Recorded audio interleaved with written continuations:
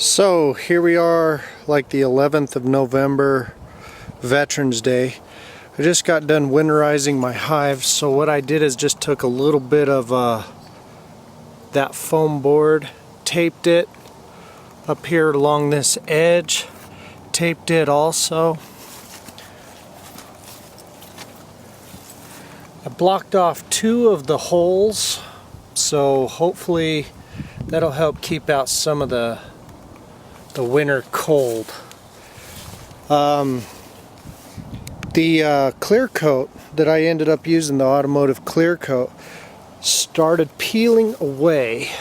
Right here you can see where it's actually changed the color of the boards. This whole side is like that.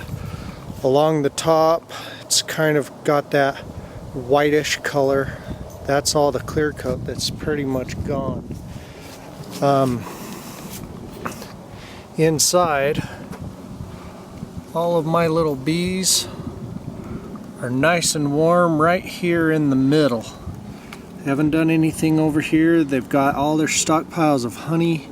This must be just the brood comb or whatnot, but they're all bunched up in there.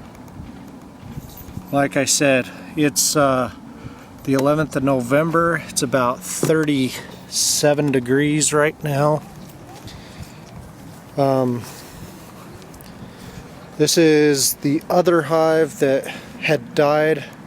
Just so you can see, I put on the other hive there, I put 2 big pieces of foam here, and then one right on top. And then I sealed everything all the way around here on that one. Hopefully that keeps everything out. This is a hive that died. I mean, there's nothing in there. It's just a breeding ground for stupid earwigs. That's what those little pots underneath the legs are. That's how I kept the earwigs out. It's filled them full of oil.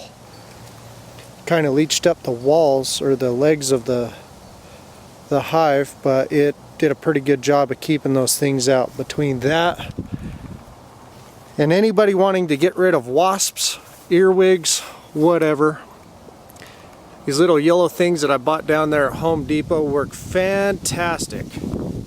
Just fill the top part full of some used oil, like just some of your deep fryer oil. That's all I did, and it attracted everything. So this is how I winterized my hive. Maybe I did it okay, maybe we'll find out springtime.